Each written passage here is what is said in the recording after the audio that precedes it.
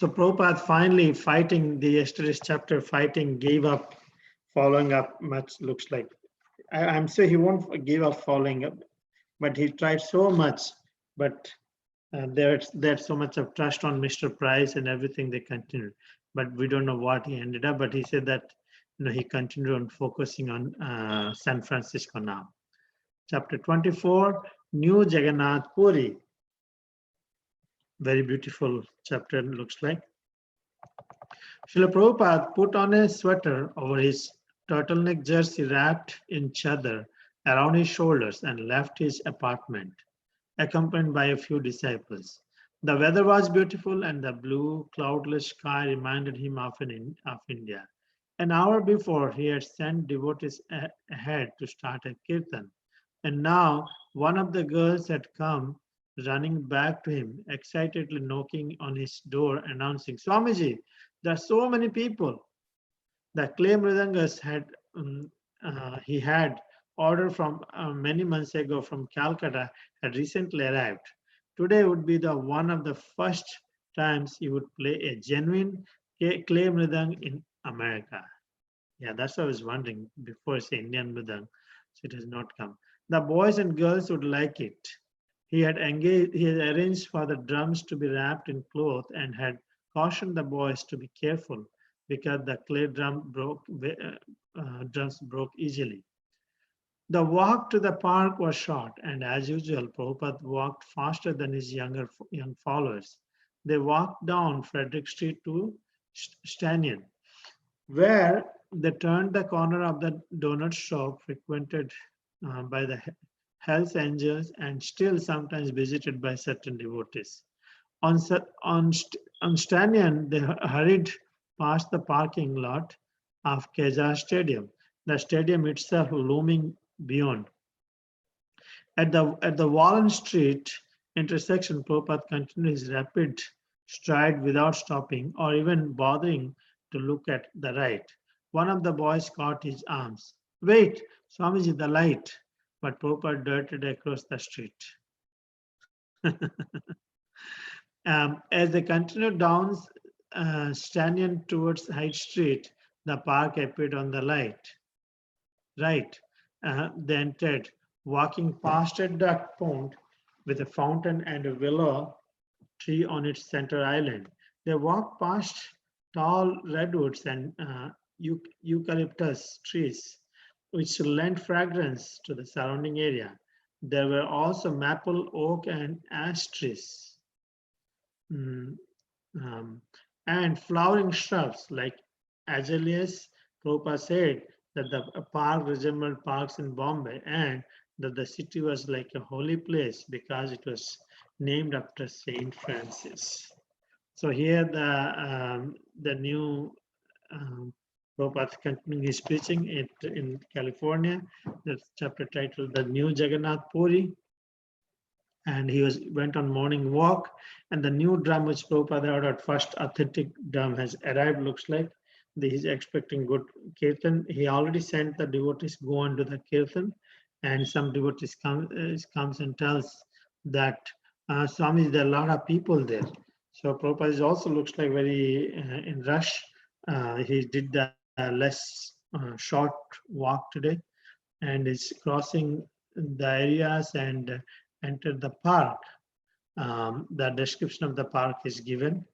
How it look, what kind of trees it has, oak trees, and all these things, redwood, eucalyptus trees, and which lent fragrance to the surrounding areas. Prabhupada felt, it looks like Bombay, because of the weather and the kind of trees they have.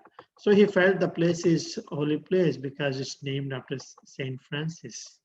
Let's see what happens. AJ? They entered a 50-foot long tunnel with artificial stalactites hanging from the ceiling and came out onto a path heavily shaded by trees on either side. Just ahead was the meadow, covered with tiny daisies and clover and encircled by redwood and eucalyptus trees. Prabhupada could hear the chanting, the kartals, and the booming of the timpani. As he entered the meadow, he saw a sloping hill dotted with hundreds of young people, sitting, lying, lounging, smoking, throwing frisbees, or walking around. And in the meadow below the hill was his kirtan. The meadow was a popular place. People walked through it on the way to the zoo or the tennis courts. But today, many passerby had stopped and were listening in a group about 200 feet from the kirtan. Closer in, about 50 feet from the kirtan, was another group, listening more intently. And then there was the kirtan party itself. Prabhupada's disciples and dozens of young hippies sitting tightly together and chanting, and others were standing nearby, clapping and swaying in the rhythm of the drums and the cartels. Flags decorated the kirtan area. 3 feet by 4 feet, they had been made by devotees, and each bore the symbol of a different religion. A bright red flag with a yellow star and the crescent moon of Islam flew from a 10-foot bamboo pole stuck into the earth. Beside it waved a pale blue flag with a dark blue Star of David in the center, and beside that a yellow flag bore the Sanskrit Omkara. Prabhupada's disciples, with their long hair and casual clothes, were indistinguishable from the other young dancers and singers, except for the strands of large red chanting beads around their neck. Some of the devotees danced with arms upraised against the background of the uninterrupted blue sky. Others played instruments. The cartels and timpani were there. Hayagriva had brought his cornet, and there were other instruments brought by devotees and hippies. Little children were taking part. Even a stray dog pranced in the innermost circle of the kirtan party. On Sundays, the meadow beneath Hippie Hill was always an open show, and today the kirtan was the featured attraction. Prabhupada joined the kirtan, walking up suddenly to the surprise and delight of the devotees. He sat down and began playing the mridanga and leading the singing in a loud voice, Mukunda. Although we had heard Swamiji play different drums before, and some of us had played along with him, when he played the clay mridanga from India, it was a completely different feeling. The feeling it created was akin to seeing an old friend after many, many years. It was so right and so natural. It was the very thing our kirtans had been missing, and it increased our feeling of ecstasy many times over. Obviously, Swamiji was in a greater ecstasy than ever. You could sense by the way he held the drum, by the ease which he brought out its intricate rhythms to control the kirtan, that this drum was like a long-lost friend to him. Swamiji playing that drum was the talk of the community. Now we knew what kirtan really was, how it's supposed to sound, and what it was really like.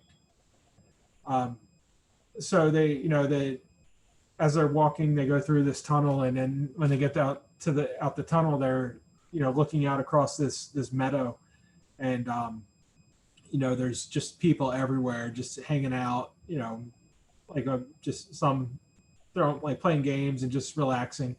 But as they walked down and they got to the bottom of the hill, they could see a crowd of people hanging out there, and it was like different layers of people. And as they got to the center, there was the kirtan group. The devotees were holding kirtan there, and there's people watching, and some people were dancing, and some of the devotees were dancing, and they had kind of set up flags around of different religions, and once Prabhupada got over to the group, he sat down as well and started playing the drum, and these guys, the devotees, hadn't heard him play it before, but when he started, it kind of opened something up for them, and they realized, hey, this is what kirtan's supposed to be like. Prabhupada is kind of being, I guess it was a different Prabhupada than they had seen before, I guess, playing when he was playing the mridanga, and it kind of changed their whole perspective on how kirtan should be, and it brought them a different level of ecstasy than they had experienced before. Mm. The mridang itself is a sweet sound which devotees had never heard about it. It's the first time they had heard the holy name, but first time when Prabhupada showed the authentic kirtan has happened now. That's why Mukunda is saying, this is Prabhupada also feels happy now after having the mridang. And Prabhupada is expert mridang player. His father taught from beginning, from childhood, right? So, Nipa? Hare Krishna. Prabhupada was the center of attraction. Even his age and dress made him prominent, whereas the others in the park were mostly young people dressed in denims or various hippie costumes. Prabhupada was 70 and distinctly dressed in saffron robes, and the way devotees had all cheered and bowed before him were now looking at him so lovingly caused onlookers to regard him with curiosity and respect. As soon as he had sat down, some young children had gathered in close to him. He had smiled at them, deftly playing the mridanga, enthralling and entertaining them with his playing, Govinda Dasi. With Swamiji's arrival, there was a mastery and an authority about the whole Kirtana that was absent before. We were no longer kids in San Francisco chanting Hare Krishna. Now we had historical depth and meaning. Now the Kirtana had credentials. His presence established the ancient historical quality of the chanting. When Swamiji came, the whole disciplic succession came.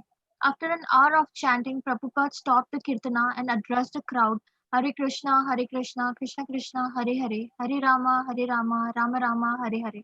This is the sound vibration, and it is to be understood that the sound vibration is transcendental. And because it is transcendental vibration, therefore it appeals to everyone, even without understanding the language of the sound. This is the beauty even children respond to. After speaking 5 minutes, Prabhupada began the kirtana again. One woman with long, uncombed red hair began dancing back and forth and chanting her baby in her arms. A man and woman sitting side by side played together on the heads of pair of bongos. Shubala in tight corduroy pants and flowing white shirt danced in semblance of the step Swamiji had shown him. Although Shubala looked somewhat like an American Indian dancer, little girl no more than 4 years old sat cross-legged playing kartalas and chanting seriously. A savvy-looked fellow wearing a waist and round sunglasses played a castanets against his palm. Ravindra Swarupa sat rocking back and forth as he played the drone on the harmonium. Beside him, Haigriva chanted forcefully, his head and upper body lunging forward and back, his long hair and beard jutting out wildly, while nearby a girl stood with her right arm around one boy and her left arm around another, all three of them swinging back and forth, singing with peaceful, blissful smiles, enjoying the chanting and sunshine. One girl sat silently meditating while beside her a girl danced provocatively and 5-year-old beside the dancing girl played with two balloons. So here it describes how it went, the Kirtana when Prabhupada was the center of attraction. Even with his age and dress, he was prominent amongst all the costumes the hippies were wearing that was denims and they were mostly young. Prabhupada was distinctly dressed in saffron robes and he was 70 and all of them bowed before him and were now looking lovingly and the onlookers kind of gave a regard with curiosity and respect. As soon as he sat down, some young children also gathered. So he definitely, and then he played the mridanga, enthralling and entertaining them. And Govinda Dasi mentions that with Swamiji's arrival, there was a mastery and authority in the whole Kirtana which was absent. So they were no longer considered like considering as kids in the San Francisco chanting the Maha Mantra, and now the kirtana had credentials and with the historical quality of chanting when Swamiji came, and it showed the whole disciplic succession came. After an hour of chanting, Prabhupada stopped the kirtana and addressed the crowd with the Maha Mantra. This is the sound vibration. I said it is a vibrational transcendental. If you don't understand also the language of the sound, it's still transcendental. It appeals to everyone. Even children respond to it. After 5 minutes, Prabhupada began the kirtana again, and now it mentions how different people were there present. Like one woman had long hair, red, chanting with her baby, and then another man and woman sitting side by side played the heads of the pair of the bongos, and there's a Shubala and in her corduroy pants and flowing white shirt, and how although Shubala looked somewhat like an American Indian dancer, she had a semblance of the step Swamiji had shown him. And this is how it describes it. Also describes Ravindra Swarupa with sat rocking back and forth as he played the drone on the harmonium. And there was Haigriva chanting forcefully.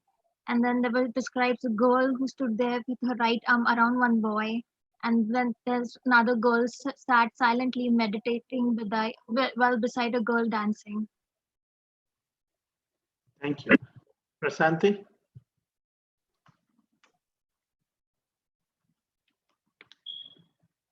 Prasanthi? Prabhupada set his mridanga aside and stood, playing kartals and swaying among the dancers, his feet moving in a stately measure. A big black man danced nearby, faced his white girlfriend, both of them moving as if they were at the Avalon. The girl shook her body and head in wild abandon, and her long, straight hair completely covered her face. Bright blonde Nanda Rani stood on Prabhupada's right, playing kartals. Sometimes Prabhupada stopped singing and simply observed the scene, his mouth closed in a stern yet sublimely tolerant expression. Some of the young people joined hands, forming a circle, and began to dance around and around in front of Swamiji. Then they encircled him, and as he looked on, still swaying and now clapping solemnly, they danced around him, hand in hand, jumping and wriggling and chanting Hare Krishna. The soft pink hue of his khadi robes contrasting with the white dress of the hippies. Swamiji looked unusual and wonderful, watching and solemnly sanctioning the Kirtana performance. The dancing was free form and sensuous, but that was the way these young people expressed their feelings. Though through their bodies, they bounced and bounded in the air. Sometimes the circle of dancers would break and become a single line, weaving in and out among the people sitting on the grass, in and out among the silk flags. A muscular boy held the hand of a girl wearing long dark braids and a black headband in American Indian style. At the end of the line, a boy held a girl's hand with his left hand while with his right. While with his right he held a wooden recorder to his mouth and tooted as he weaved in and out of the crowd. Prabhupada became Prabhupada became tired and sat beside the brass-bottomed timpani. Singing and playing kathals, he sat grave and straight like an ancient sage. Nearby, a blonde woman sat in yogic posture, bending her body forward until her forehead touched the ground again and again, in supplication and or exhibition. Another girl stretched out her hands imploringly in a mixed expression of inner feelings, physical and spiritual, while her golden earrings jangled. A Mexican in a checkered shirt beat a tom-tom. A, a white sheep a white sheepdog wandered from person to person.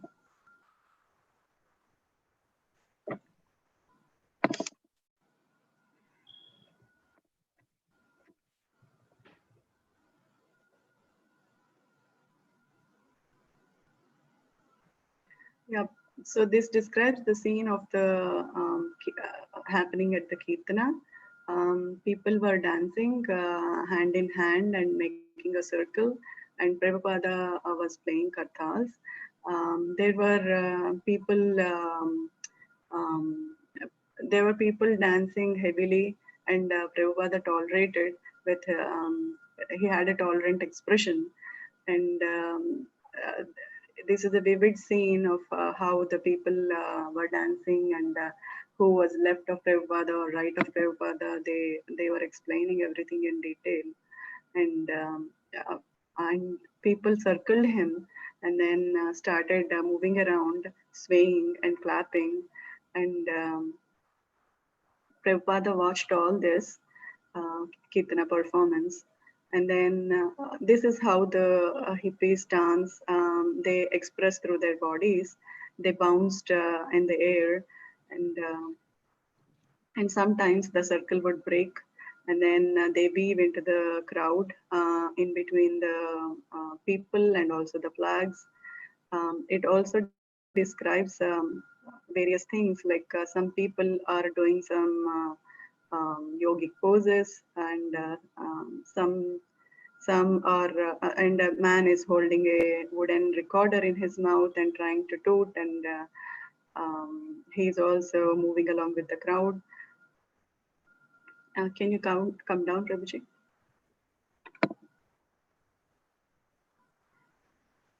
Yeah, and another woman is sitting with some physical and spiritual feelings in her, and then some guy is playing a tom tom, and sheepdog is wandering from person to person.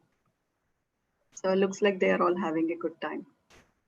Yeah, this is a wonderful experience. First time, I think major success, the first Kirtan. So what did we all learn from this?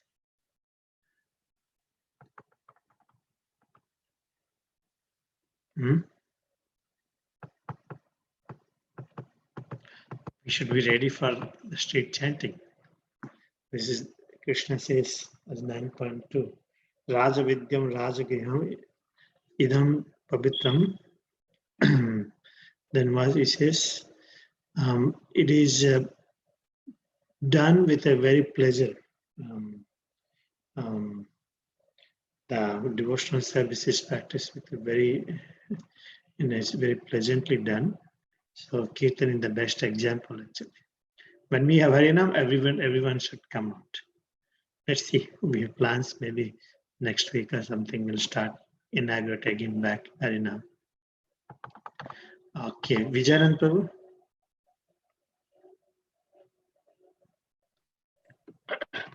Swamiji looked kind and amused. The hippies found him beautiful. He remained gentlemanly, aloof amid the twisting, shaking, rocking, dancing young people. Amid their most sensual movements, he appeared not at all like them, for he moved in a steady, elderly way. As he surveyed the activities in the meadow, he seemed deeply pleased to see the ring of dancers singing all around him, chanting Hare Krishna.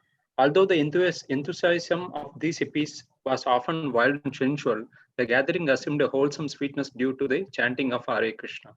For Swamiji, the main thing was that the chanting was going on and on. Dressed in a saffron cloth that seemed to change colors subtly in the fading afternoon sunlight, he watched in a kindly, fatherly way, not imposing any restraint, but simply inviting everyone to chant Hare Krishna. 25-year-old Linda Katz was walking in the park when she heard the sound of Kirtana. In the crowd of hundreds of people gathered around the scene, Linda found it easy to go close without becoming conspicuous. She felt comfortable watching and even thought of joining the fun. Then she noticed the Swami leading the singing. She was startled, even a little frightened. Having never before seen anyone so grave, he was striking. And the dancers appeared beautiful to her. A girl with arms upraised and eyes closed seemed to be swinging like a tree in the wind. One of the men was tall and attractive with golden curly hair, and Linda saw a boy she knew from college in New York, a crazy boy who always wore a shocking pink wool cap. Linda had arrived in San Francisco from New York only a few days ago. She had no plans except to study under a certain dance teacher and maybe get into some of the exciting things she had heard were going into a Haight Ashbury. As a graduate student in ancient Greek literature at Columbia University, Linda had become attracted to Socrates, who had lived and died for truth, but she had not found any of her professors to be at all like Socrates. She had envisioned herself living a life of truth by pursuing scholarship, but it had become dry. The ancient civilization of Greece was a dead idea, not a living truth. It did not touch the heart.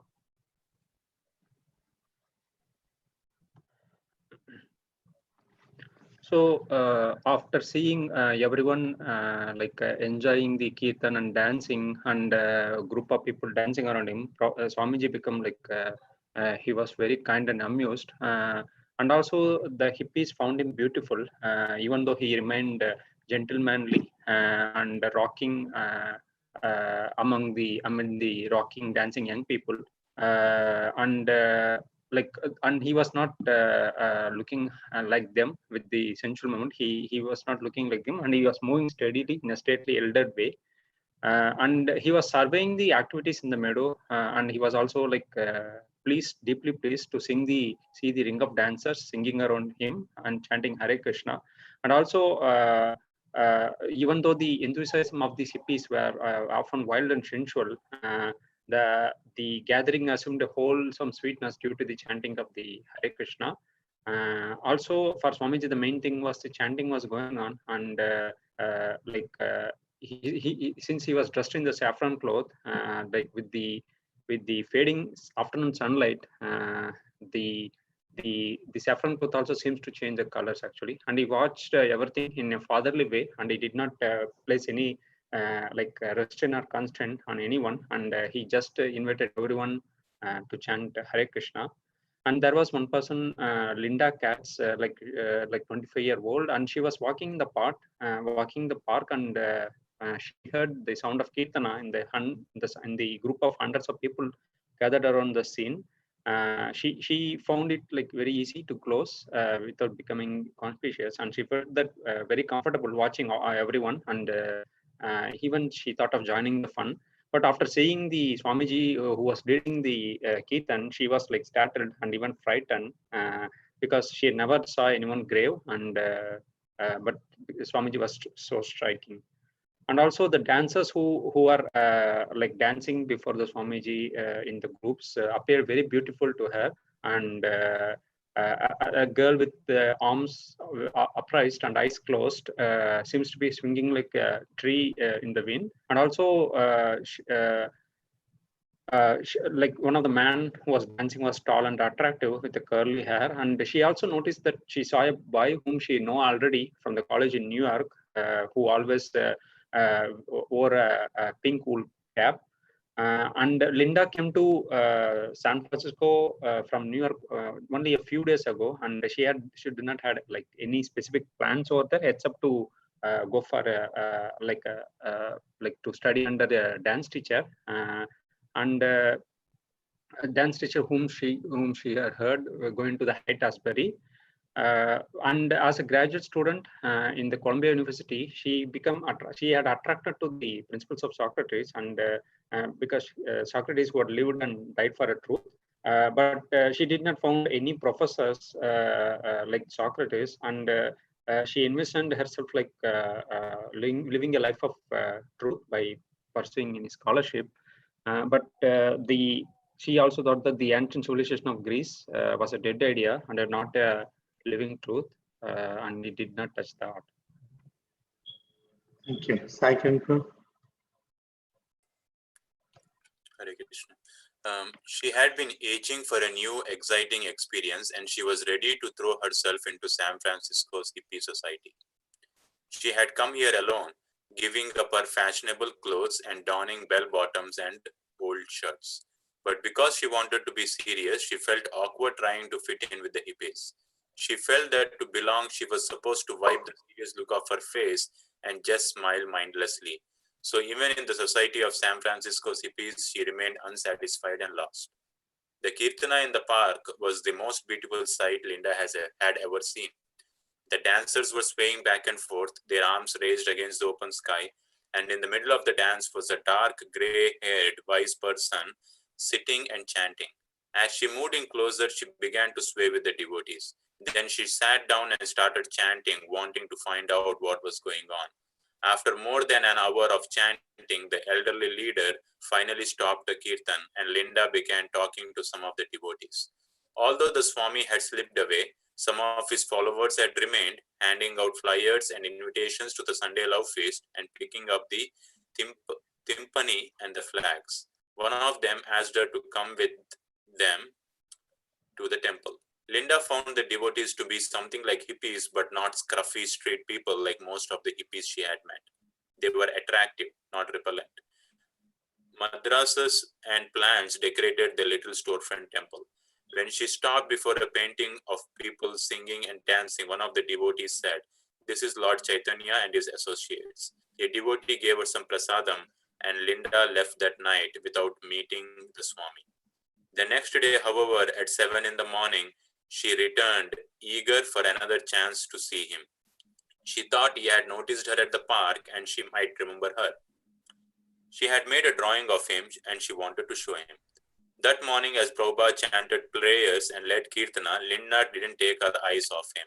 And when he asked everyone to chant Hare Krishna with him on beats, she excitedly accepted a strand from one of the devotees and tried to chant like him. Then he began reading the Sanskrit words to begin his lecture, and Linda was captivated by the sound. If she were to continue with her graduate program in Greek, she would study Sanskrit next. So she listened with keen interest, proud that perhaps no one else in the room could understand as well as she. So Linda Katz is one person who is very impressed with the Kirtan, and she was attracted to Prabhupada. Even she came to for her study in the Greek language, and she also wanted to see if she can fit in with the hippies, but she did not. Even though she was among the hippies, she was always unsatisfied and lost.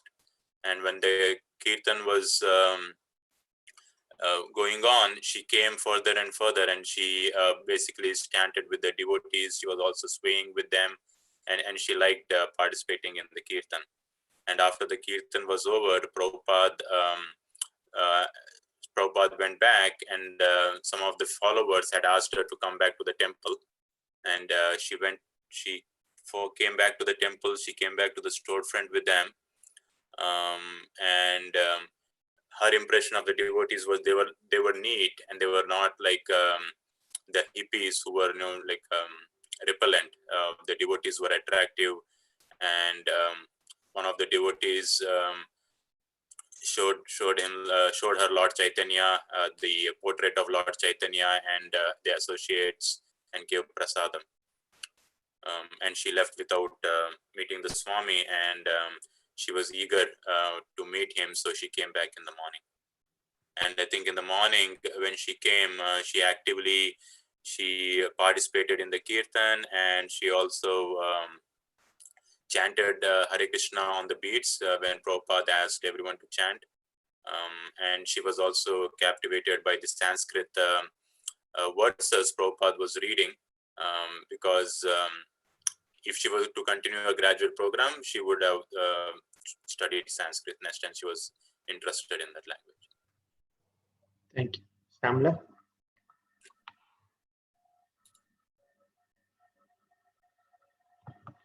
Shamala Devi?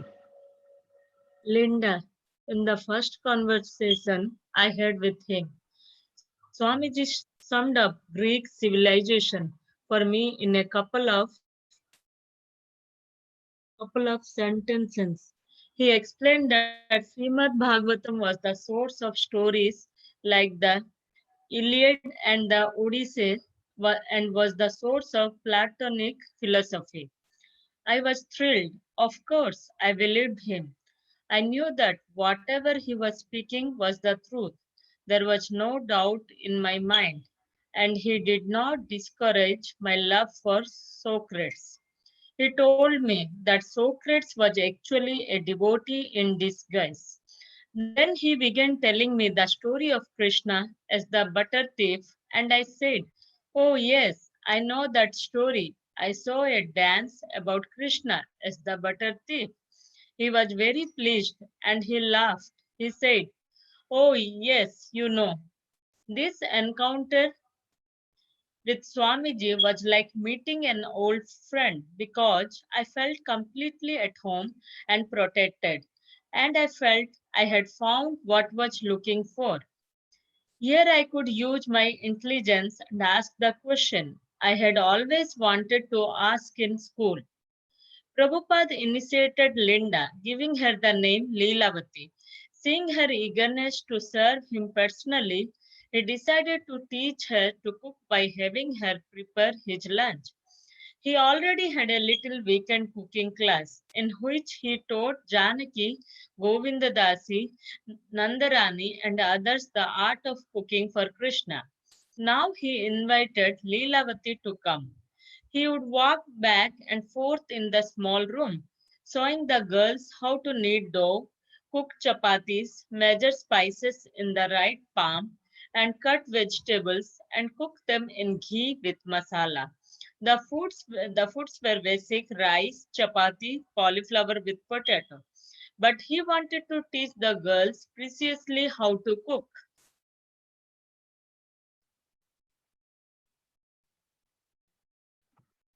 Yes. So now, where we are? Oh, here. So Linda finally met Prabhupada and very much impressed. And interestingly, she knew about one Krishna story. It was very friendly, and you know, as Lord Chaitanya says, Brahmanda Bhumite Kwan Bhagyavan Jeev Guru Krishna Prasad Payam Bhaktilata Beja. When you, after traversing throughout the universe, there's a fortunate soul who finds the a spiritual master and who plants the seed of bhakti. So here, Linda, even though she's here and looks like she was not satisfied with, she was not finding the right people to associate with, and she finds immediately she finds at home with with her association with devotees and Prabhupada. And that's a very special thing. It happens for many. You don't have to convince; they just come. She has full faith. What Prabhupada is speaking looks like she was looking for that association. It happens. There are many devotees like that.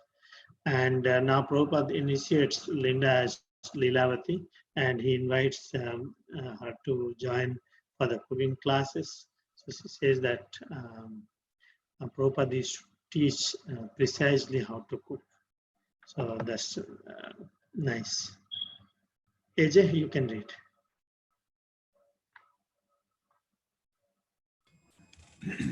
Mukunda. One day, just out of curiosity, I went in to witness Swamiji's cooking classes.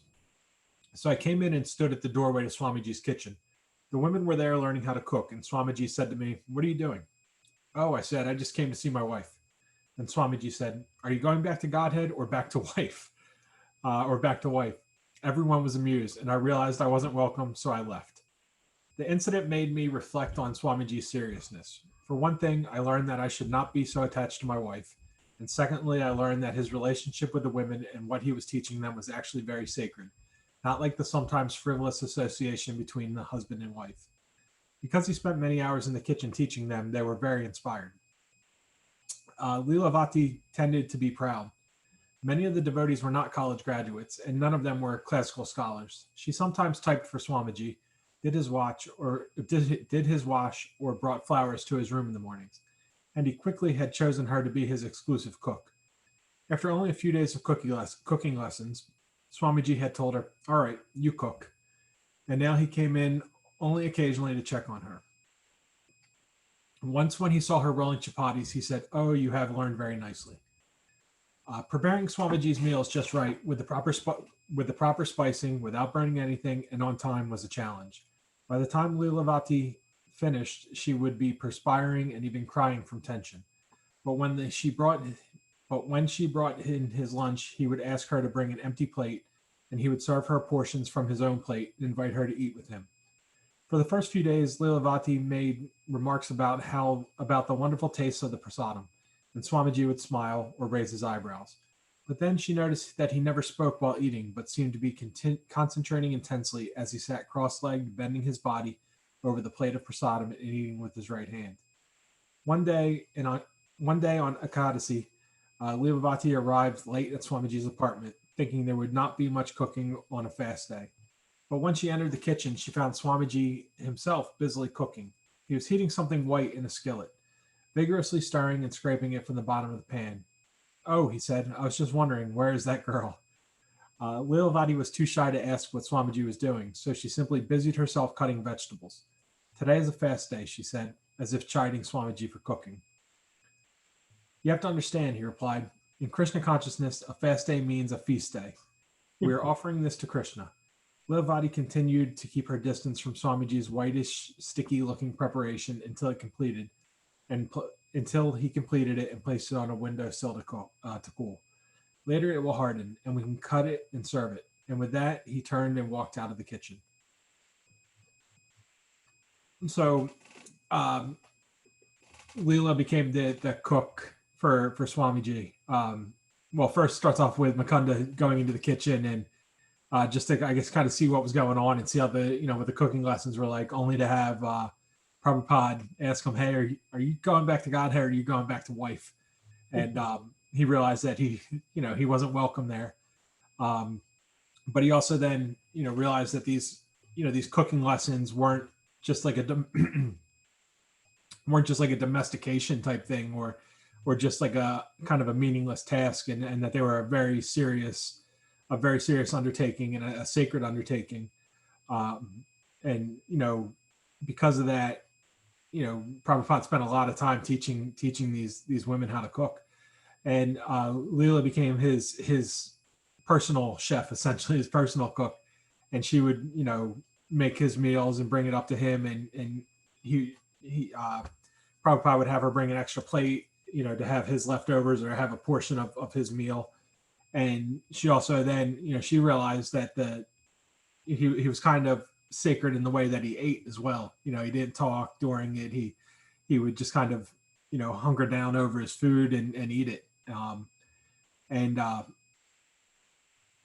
the one day on Ekadasi, Leela didn't show up in time because she didn't think anybody had to cook anything, because it was a fast day, only to find Prabhupada in the kitchen cooking something. You might be able to tell me what he was cooking. I don't know, but he was cooking something, and she said, "Hey, like I didn't think we ate today. I didn't think there was any cooking to be done." And he explained a fast day for devotees is a feast day for Krishna, and so they were. He was preparing food specifically to give to Krishna. Yeah. Everybody heard that? A fast day for devotees is feast day for Krishna.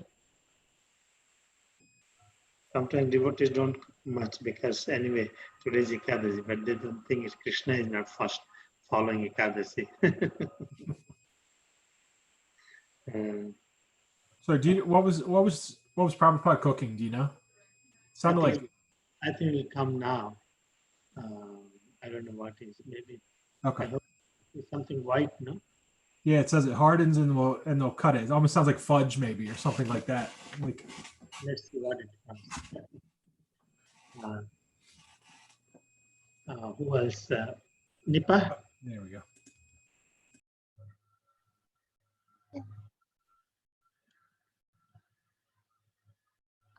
When Leelavati finished cooking and served Swamiji, I think. Yeah. When Leelavati finished cooking and served Swamiji his Ekadashi lunch, he asked her to bring him some of that thing on the windowsill. He took a bite and seemed pleased and asked Leelavati to call Mukunda and Janki to taste it. Janki took a bite and exclaimed, "It's wonderful, simply wonderful, incredible. What is it?" Turning to Leelavati, Swamiji asked, "What is in this preparation?" "I don't know, Swamiji," she said. "You don't know?" he replied. You were standing right by me in the kitchen, you don't remember?" Leelavati's face turned red. On Swamiji, "Oh, Swamiji," Leelavati replied, "I was very busy, I just didn't see." "Oh, you are busy without intelligence," he replied, and he laughed for a long time until Mukunda was also laughing. Lilavati felt even more humiliated. Swamiji asked Janki if she could tell what was in the preparation. She couldn't, except that it was sweet. He then sent Lilavati downstairs to get Govinda Dasi and Gaurasundra. When they entered, Swamiji told Lilavati, "Go get some more of that simply wonderful thing." Again, this time in front of four devotees, Swamiji asked Lilavati, "So what is in this preparation?" And again she defended herself. She had been too busy to notice, and again he laughed until everyone was laughing with him. He then asked Govinda Dasi to taste the simply wonderful and see what was in it. Immediately she guessed sugar, butter, and powdered milk.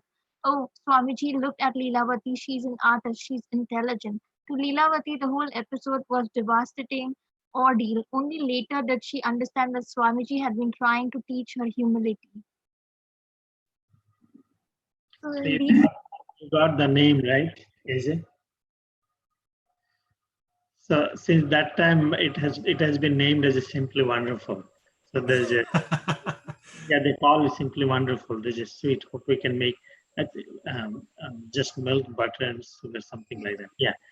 Perfect. Thank you. yeah, Nipa will read the story. Go ahead.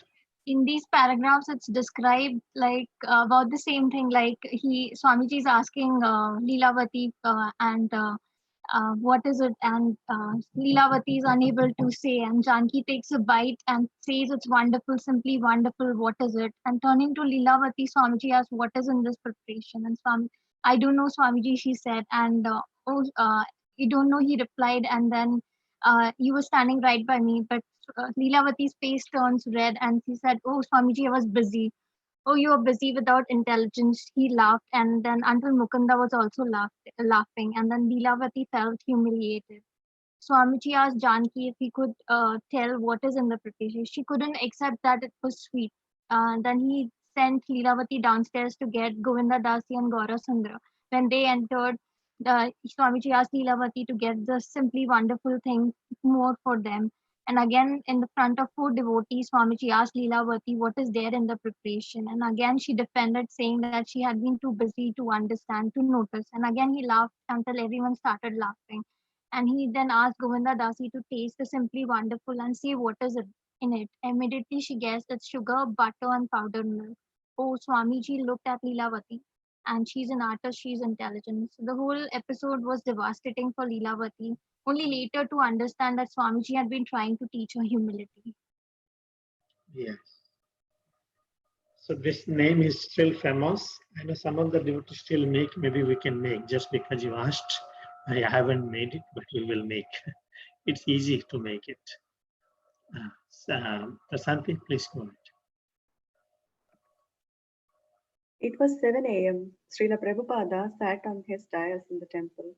Beside him, on an altar, stood the recently acquired statue of Krishna. The child Krishna stood 2 feet high, with his left hand on his hip, his right hand holding a rod.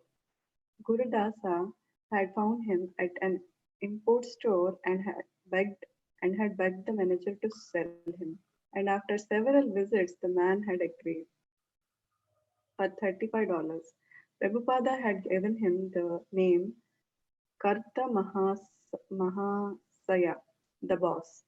This morning, as Prabhupada and Karta Mahasaya looked out at the devotees in the room, only about 6 people were present. The night before, the temple had been crowded. Where are the others? Prabhupada asked.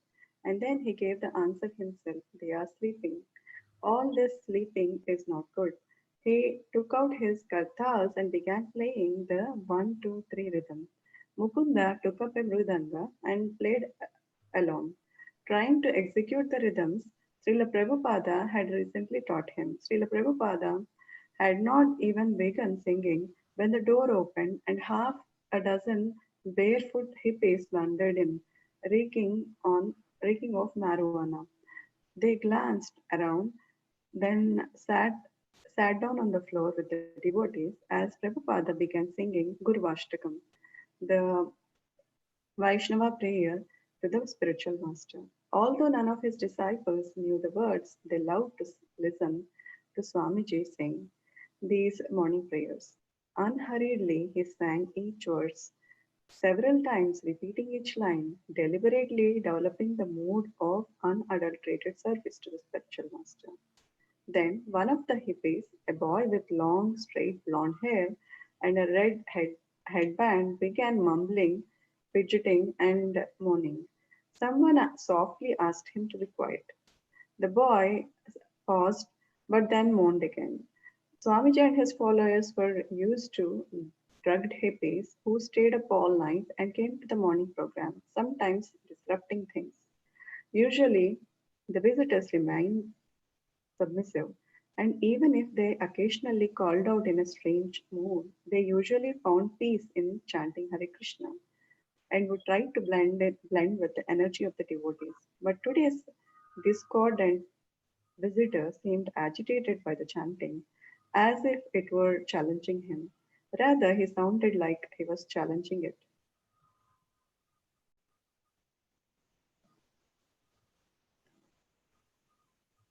Prabhupada came to the dais for the morning program at 7 o'clock, and in the altar there was a statue of Krishna, one hand on the hip and one hand holding the rod.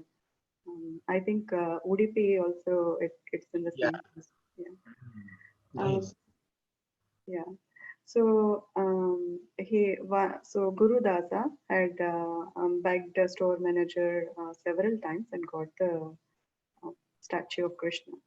And Prabhupada looked at the devotees, only 6 of them are present, and he asked where they were and answered that he himself answered that they were sleeping, and all this sleeping is not good.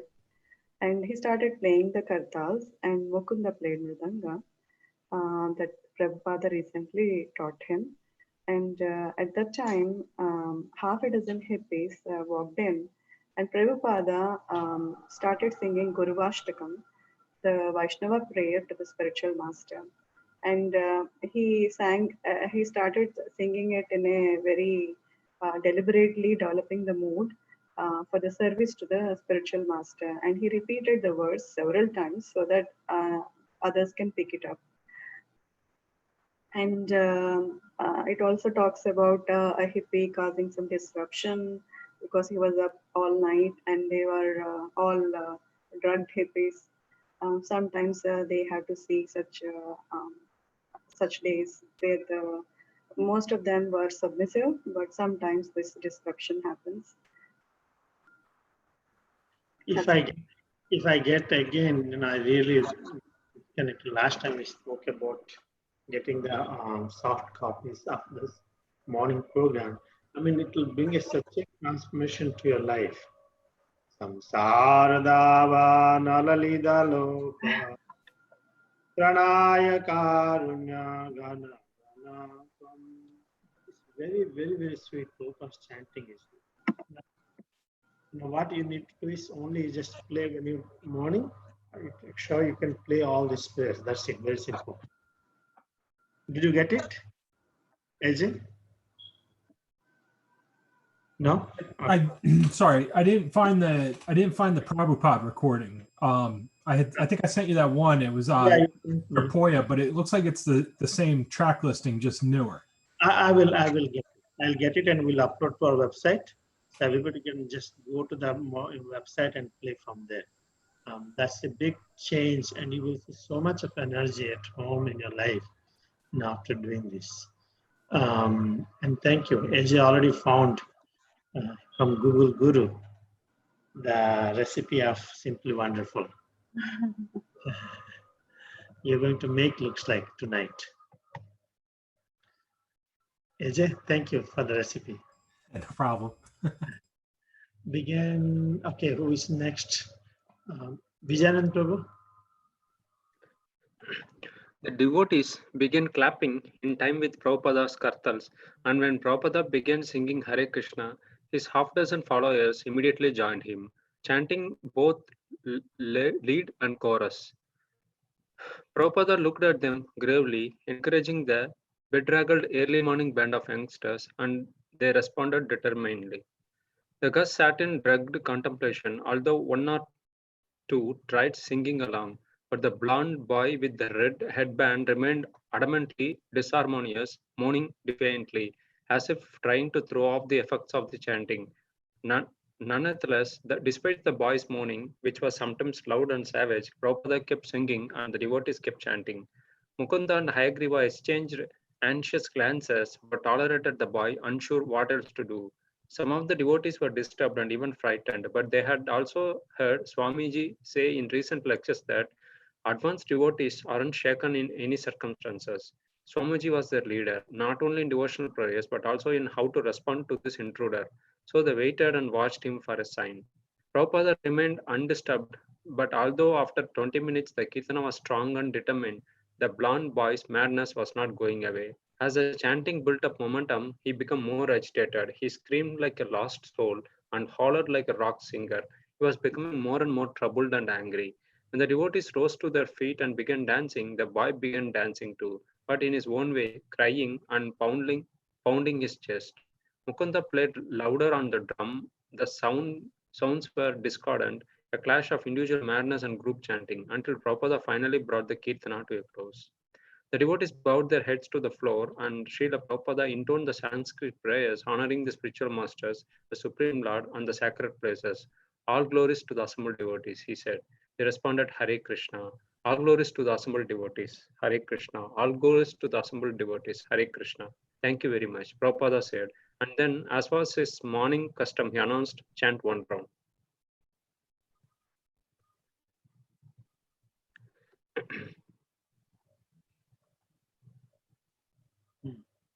So, like Prabhupada was doing the morning kirtan, and the devotees began to like clapping, and they joined him singing the Hare Krishna Maha Mantra in the lead as well as the chorus. And Prabhupada looked at them and encouraged the bedraggled, the early morning and the youngsters, and they responded determinedly. Like the gust who are present there, although like one or two tried singing along, but there is one person, like one hippie boy, like he was with a red headband, remained adamantly disharmonious, and he was moaning defiantly, and trying to throw off the effects of chanting. Even though the boys' moaning was sometimes loud and savage, Prabhupada kept on singing, and the devotees also kept chanting.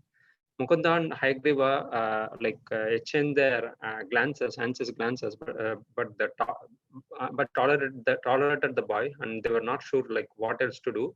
And also some of the devotees were disturbed and frightened, but they were remember like when Swamiji said recently that advanced devotees will not be shaken at any circumstances.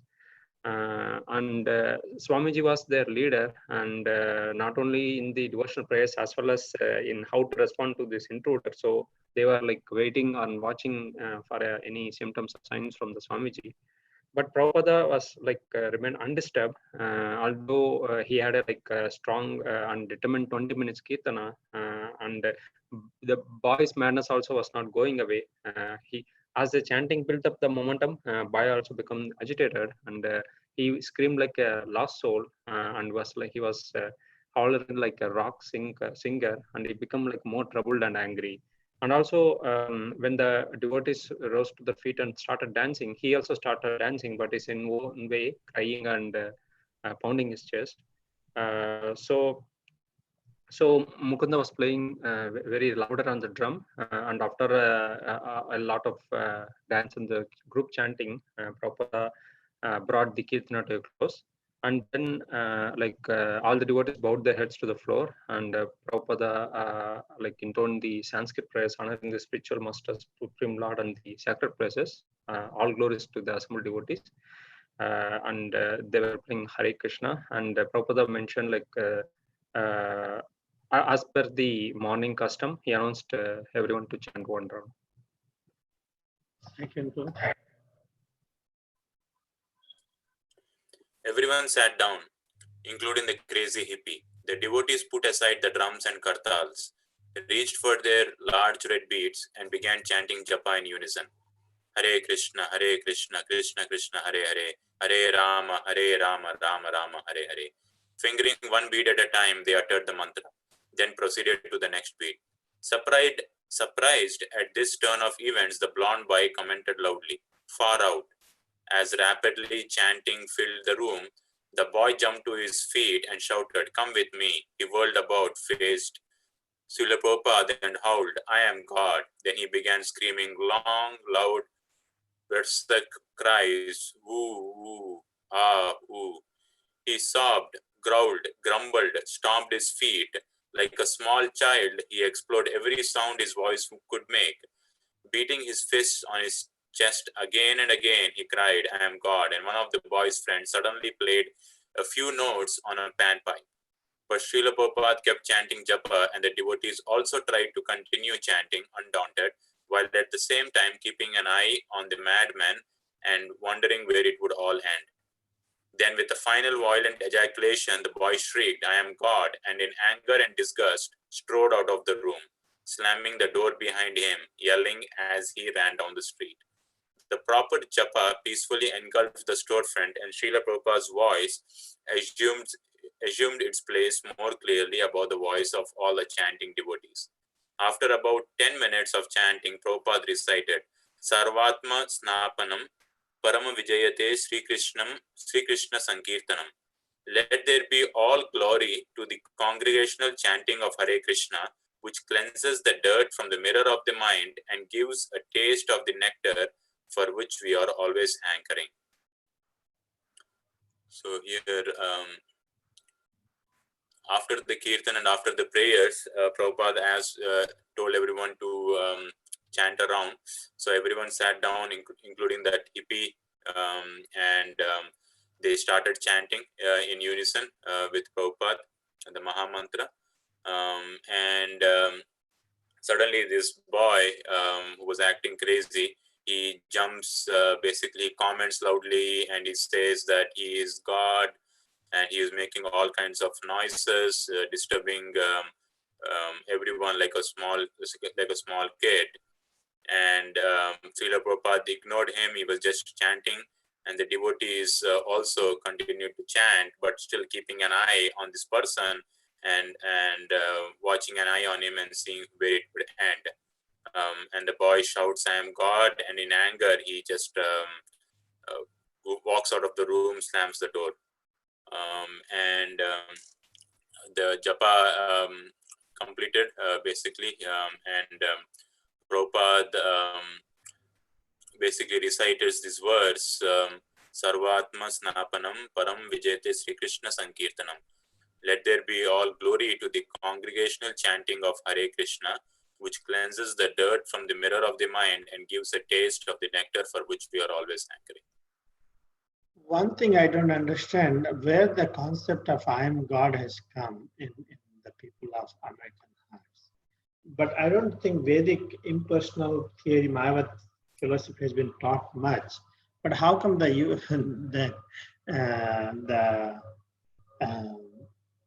hippies had this concept of I am God?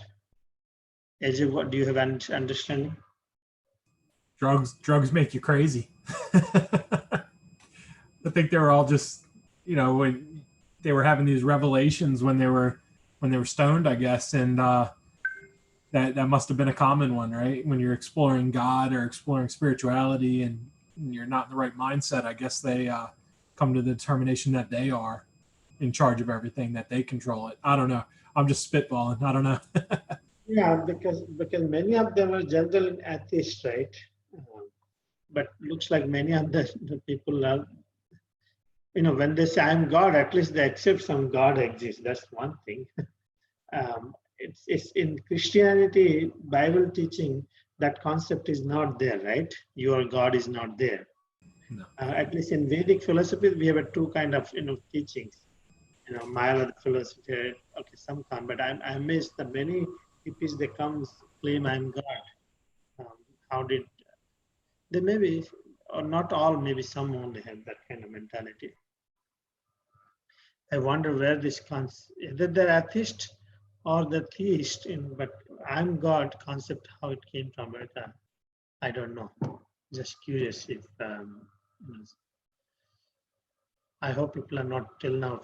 Yeah, everybody thinks they're God in one sense nowadays.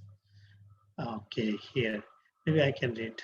As Prabhupada put on the spectacles and opened the Bhagavad Gita, he had been speaking each morning on the 6th chapter.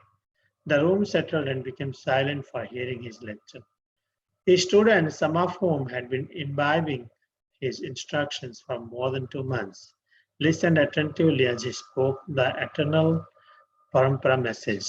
It was Krishna's timeless message, yet Swamiji was presenting it just for them as they sat on the rug early in the morning in the small storefront, 518 Frederick Street in Haight-Ashbury. Prabhupada lectured on the transmigration of the soul. Foolish people, he said, aspire for material acquisitions. They don't know that these things are finished with the death of the body. Spiritual life, however, is of the utmost importance because it is never lost. So even if Krishna consciousness becomes inconvenient or uncomfortable, one should never give it up. Srila Prabhupada was again stressing that the devotees is never disturbed, a point that seemed especially relevant in the wake of this morning's interruptions. A devotee, Prabhupada explained, is always tolerant. Prabhupada told a story about the great devotee Haridas Thakur, a contemporary of Lord Chaitanya, who endured severe beating at the hands of Muslim magistrate. As Prabhupada told the story, he improvised dialogue. Oh, the magistrate said to Haridas, you are born in such a nice family and you are chanting Hare Krishna. The Muslim magistrate is saying, you're born in nice family, you're chanting Hare Krishna. So actually that wrong conceptions are there. I'm amazed every time, in India also there's so many propaganda, so many plans are going on. Things are being little controlled now. Anyway, let me finish my reading here. And then Prabhupada spoke for Haridas. Sir, many Hindus also have become Mohammedans. So if some Mohammedan become Hindu, what is the harm? Prabhupada didn't change the pitch or accent of his voice while taking different parts of the dialogue, but with a subtle storyteller's art, each voice became a distinct person. The magistrate spoke threateningly. Oh, you are arguing? Then Prabhupada became the narrator. So it was decided that Haridas was to be punished. Give the dog a bad name and hang it. Give the dog a bad name and hang it. Then Prabhupada became Haridas' floggers, who despite repeatedly beating Haridas, were unable to make him cry out of pain. Finally, exhausted, they spoke up. Sir, the idea was that you die, but now we see that you do not die. So now punishment is awaiting us. Haridas, what do you want? The floggers, we want that you should die. Narrator. Then he played himself into a samadhi and the floggers brought him to the magistrate. The magistrate, throw him in the water. Don't put him in the graveyard. He has become Hindu. Srila Prabhupada concluded his tale. The others were flogging him and he was chanting Hare Krishna, Krishna Krishna, Hare Hare, Hare Ram, Ram Ram, Hare Hare. He was undisturbed. He was steady. Therefore, Lord Krishna says that a person who is spiritually advanced, for him there is no misery, even in this world, and what to speak of the other. So this is Prabhupada's lecture begins. Everybody's now carefully listening. And Prabhupada mentions about transmigration of the soul. And everybody's enthusiastic to see, as Prabhupada is presenting, the parampara from parampara, that genuine hearing is made them advanced, very advanced. Anyway, so here the conversation begins, that how Prabhupada give example of Haridas Thakur, how he was not disturbed amidst all these troubles was given. The Muslim magistrate said, you are born in such a nice family, a Muslim family, why are you taking this Hindu stuff? So Haridas Thakur's response was, well, so many people are becoming Hindu. What is the problem if a couple of them becomes, a couple of Muslims becomes Hindu? So that man became upset. He said, you're arguing with me? So then he decided to punish him. So he decided to kill him. And all these floggers, I didn't know what the first time I'm hearing the word floggers. So I asked to kill him. So he is trying to kill. They're trying to kill him, but he's not dying. So this flogger said, "Oh my God, you're putting us in trouble." So they said, "What do you want?" "No, we want you should die." So Haridas Thakur took the form of samadhi, and he brought him to the magistrate. He said, "Throw him into the water. Don't put him in grave. He's a sinful man because he has become Hindu." So in Muslims, I think they find you're Hindu, you're sinful, you're not eligible even for the graveyard. The bury them looks like.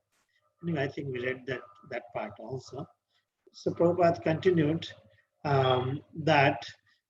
concluded that the others were flogging him as he was chanting Hare Krishna, and he was undisturbed, he was steady.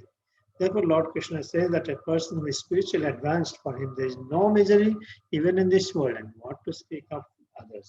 So let's all take this inspiration sincerely, and try our best, even though we are in the midst of corona and everything, but I'm sure Lord Krishna will protect all of us.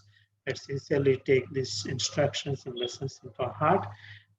Plan and prepare the way Prabhupada was prepared for years, lifetime preparation just to bring Krishna consciousness to America. So similarly, this corona is an opportunity for all of us to get ready and come out enthusiastically as soon as this gets over. So I will end it here. We'll continue tomorrow. Thank you so much. Srila Prabhupada ki jai, Prabhupada lilamrita ki jai. Thank you. Hare Krishna. Hare Krishna. Hare Krishna. Have a good night. Good night. Hare Krishna.